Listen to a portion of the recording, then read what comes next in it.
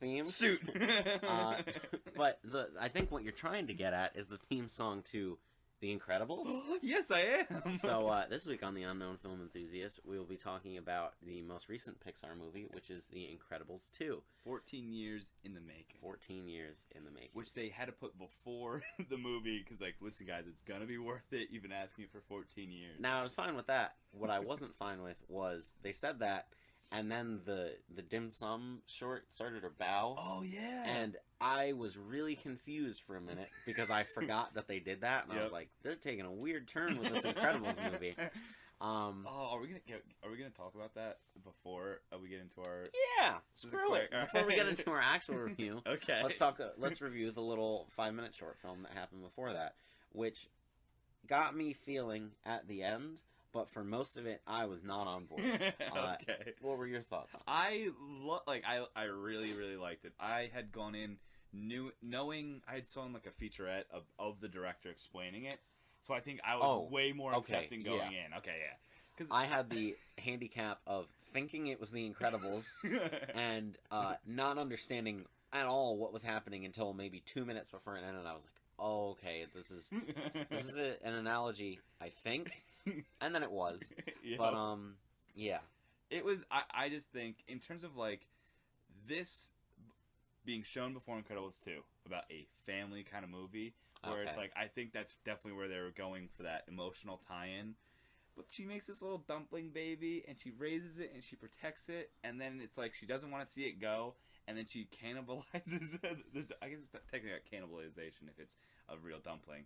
But, like, the idea... I think it's the equivalent of, like, swallowing up your emotions, so then keeping them inside. That's fair. That's my deep philosophical view of it. I can't wait to go to your English 101 class. Unlike you, I don't like kids. Okay. So I'm not going to teach anyone. But I thought it was, for the idea of, like, the empty nester kind of thing of a parent, like, obviously... I'm not a parent, but I can, like, at least kind of understand that whole fear of, like, you spend all this time and effort to raise this little dumpling and mold it into who you want it to be, and then it, like, at some some point around adolescence, they take a wide turn that you're like, exactly. Yeah. And then it's like, okay, like, I have to kind of accept that. Like, that is I think that was, like, very, like, nice way. I didn't realize how smart it was until you just said that, because this is the same as, like, when I saw Monsters University. It was the week after we graduated, and I was like, this is for us, because when we saw the first one, we were kids, we were like, boo, and now we're here, we're entering college. This is for the people who brought their kids to see The Incredibles, and now their kids are in their 20s and are leaving the home. Pixar, why are you trying to make me cry? The long game. The long game. Alright, so now that we've gotten that out of the way, I'm realizing I'm Nick. I'm Zach. We did not introduce ourselves. But not that it matters. So yeah, a couple weeks ago, almost a month ago at this point, I saw The Incredibles 2, and I really liked it. I saw it yesterday, and I also really liked it. Okay. End of the review. But yeah, I knowing Brad Bird, who made Iron Giant, Ratatouille, Mission Impossible 4, Tomorrowland, which kind of sucked.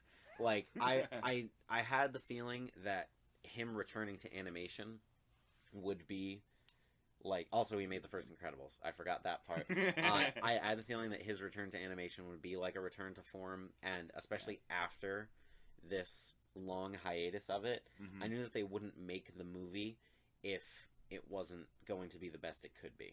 Because at this point, it's not like anyone was like, we're about to burn down Disney because there's no Incredibles sequel, because they would have done it 10 years ago at this point. Yes.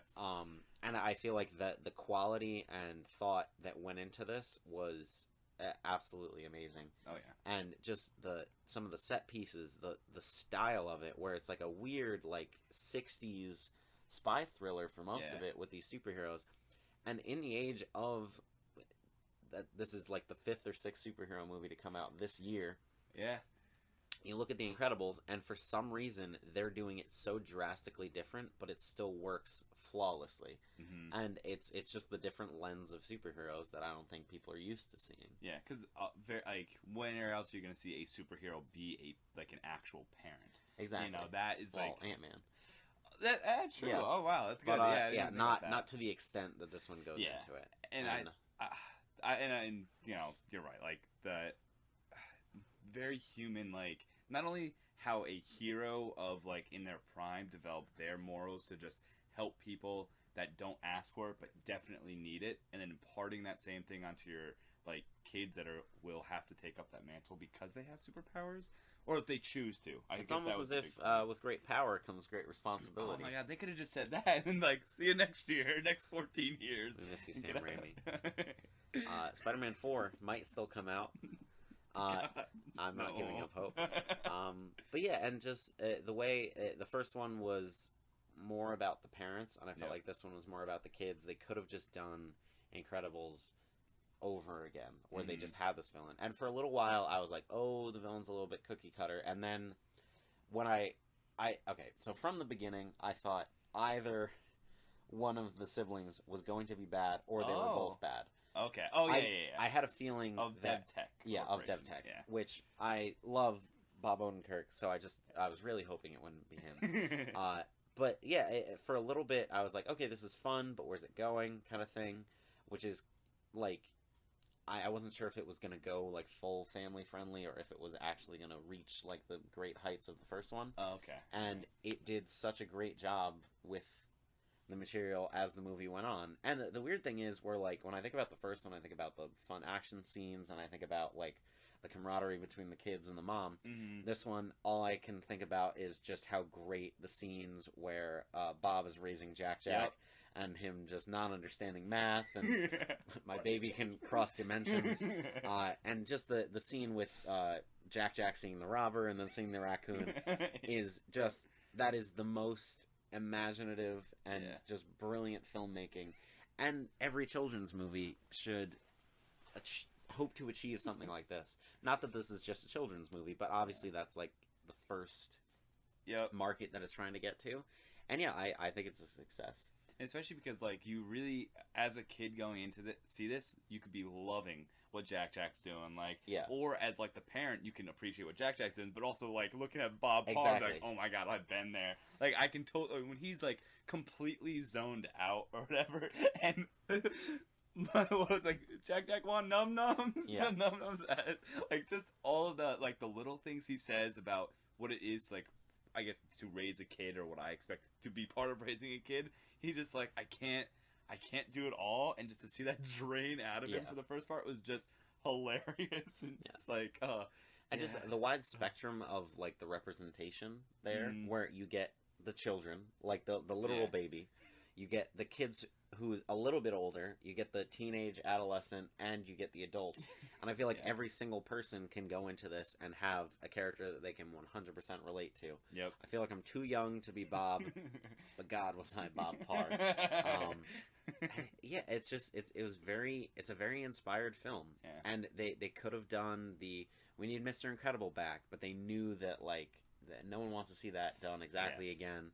And just the design of Elastigirl's suit and the way they used her powers so differently from the first one, the Elastibike, and just really cool. And then the gathering of the superheroes, where it didn't turn into like an Avengers thing or something, but it felt more like me to a spy movie, where you're bringing in these outside resources, everyone's going together, the government cares about surveillance, and we need to get these people who are a threat to the public. But you also need to have a good public image. Yes. And I just think Brad Bird's been trying to make a James Bond movie for the last 20 years, but no one will let him.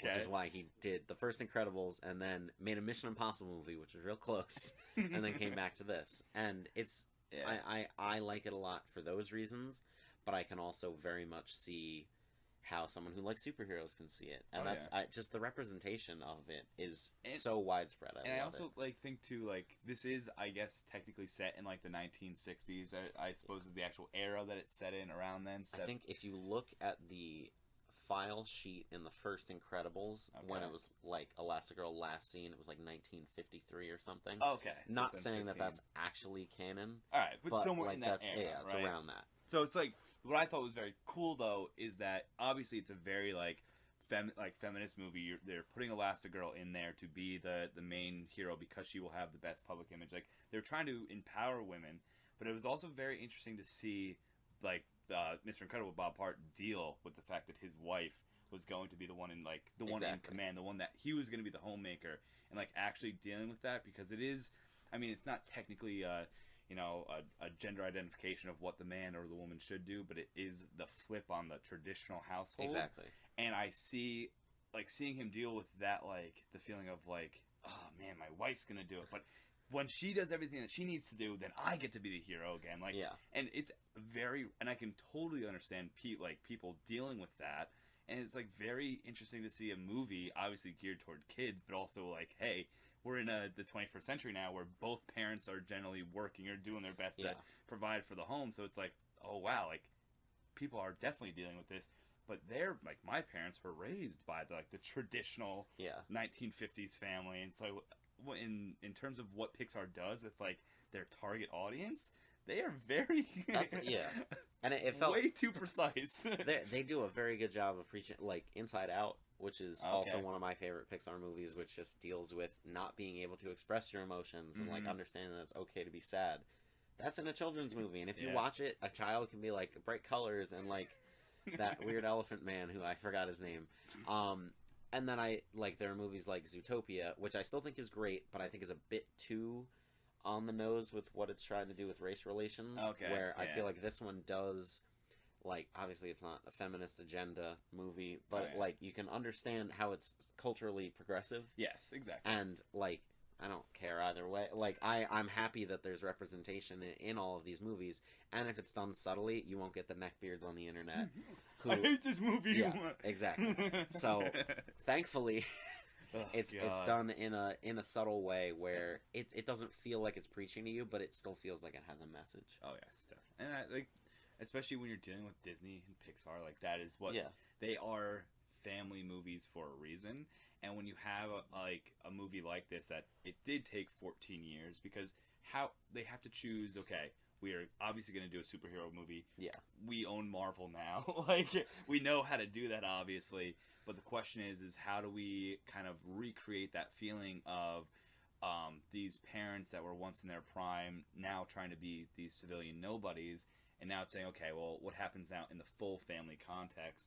And then go even deeper. It's like, okay, now the woman's going to be in the center of the stage, which is awesome. But also, how are the kids going to deal with that? Yeah. Like, it's so many levels, and that is the reason that it took 14 years to make. Like, they did, like, I was not being sarcastic when I said, like, the first, I think it was like a 3 or 4 minute featurette saying, like, we've been working on the scripts and everything, and that's why it's taken so long. Like, okay, you didn't need to do that. But I wish they would have been more, like, straightforward with, like, well, we were also looking at our time. Like, they'll never do that. But, like, they're looking at the culture now to try and inform and have a message to that audience, which I think is, like, amazing. Also, Disney is probably brainwashing us, but, like, but in good ways. Avoiding that very last section of it, I agree with you, where you can very much see, like, the fruits of their labor. Yes. Where it doesn't feel like Dumb and Dumber 2... Or, like, Independence Day Resurgence, where they're like, we needed to make a sequel because we've run out of ideas.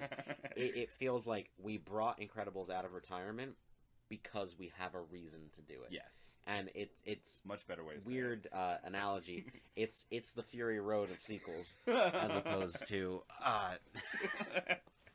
Dumb and Dumber 2. Yeah, that's Dumb and Dumber 2. All right. Now You See Me too, which, okay, brief moment, I'm just going to look right at the camera. I'm telling you this. So you name your magician movie Now You See Me. Why don't you name the second one Now You Don't? It is a setup for it, but instead they called it Now You See Me Too. That's the end of my rant. Have you heard about Dan Harmon's rant on that? It's the same, no. Same exact argument. I'm sure through cultural diffusion I've heard Dan Harmon secondhand. I love that. God damn, does that make me mad. Anyway, back to The Incredibles. So we've been generally glowing with our review of it. Is there anything that you didn't like about the movie? No, and I think because this is wise, because I didn't go. I went to this film like, I'm gonna love this because I'm gonna feel that nostalgia. I'm gonna look at that Incredibles wonderful, like, animation and everything, and then it just surprisingly hit me with, like, a good, like, a fun story. I mean, the villain, the screenslaver. Yeah. I thought that was like, all right, they're talking about kids watching too much TV. That's what they're trying to do here, which they did. But then it went a little bit further with like the influence of technology, and I really like that. And then also side note with the screenslaver, when Elastigirl goes into the the place where he was located to catch him. It was like the Strangers kind of thing where you see him sitting in the corner. Oh, yeah. That was a great horror moment. I was like, oh my god, like that was really cool. So like, but yeah, aside from that, wonderful job, Pixar. Going back to like the whole idea of like that idea of don't watch TV yet we're watching a movie. Okay, great job. Yeah. And then other than that, I say maybe that would be the weakest for me. I didn't but I was full loving it. Nostalgia trip. Love the wholeheartedness of it. I can agree. My only real complaint would probably be that I knew one of the siblings had to be a bad guy. Yeah. Other than that, there's one thing, and that's I've only ever heard one other person bring it up. Can I ask you a question? What happened to the Underminer? He got away. But that was the catalyst for like them rethinking it and getting in all the trouble, and then they never bring him back up. So like. Obviously, the voice actor is there because that's the guy who's in every Pixar movie. He just does the same voice. But that's not even an issue with the movie. Yeah. It's just why was that the catalyst then if they weren't going to bring it up? Because I think, I mean, maybe he was doing stuff, but she was also in an entirely different city, right? Yeah. So but even if they had like a montage of like all the stuff that was being done, and you just see that the Underminer's been caught, or it's like in a news article, unless I missed it, someone could point that out. Yeah. But I'm just saying, right now, that's an issue I have, which I can't find an answer for. Like, all the other issues that I have with the movie are completely, like, it was good, but it wasn't as good as I wanted it to be in some spots. But that doesn't mean this is still, at this point in the year, July, it's one of my favorites. And I just, there's just something fun about it. It has something to say, but it's not preachy. And it doesn't have those lulls that some other movies do. Oh yeah, no, especially if they're trying to have a message like this. Yes. And overall, it was very fun. Yeah. They don't take those like moments like, okay, let's sit down, let's talk about the message of this film so you understand it, which is always like show don't tell kind of thing. Exactly. Pixar can do that because they're an animation, so they literally are always thinking in that way, which is great. So yeah, great film. I liked all of like the symbology as well in this film. The what? The symbology, or kind of like the signs. Symbolism. In this film. Oh. I was trying to. I had my meatball ready to go, and I was gonna go like this, and then you're gonna go. So. Well, nope. That was a toss and a miss. But so I'm thinking you want me to connect this movie to signs. Is that what you're getting at? If you can, I doubt you can. I can. I don't. Who was in this movie? I can't think of a single actor. That's not true. So, if we think about this movie... let's think about this movie. Craig T. Nelson plays Mr. Incredible. Okay. And you might remember him from I believe it was 2009 movie, The Proposal, with Ryan Reynolds and Sandra Bullock. And Sandra Bullock was in Gravity with George Clooney. Mm-hmm. George Clooney, you might remember, was in the movie Ocean's 11 with Matt Damon. Okay. Who is not the guy that I meant to say. With Mark Wahlberg. Mark Wahlberg. Who's in Daddy's Home 2 with Mel Gibson. Daddy's Home 2. Who was in Signs. Yeah. Signs, Sealed, Delivered. It's Signs. Wonderful. We did it again, boys. Simply incredible.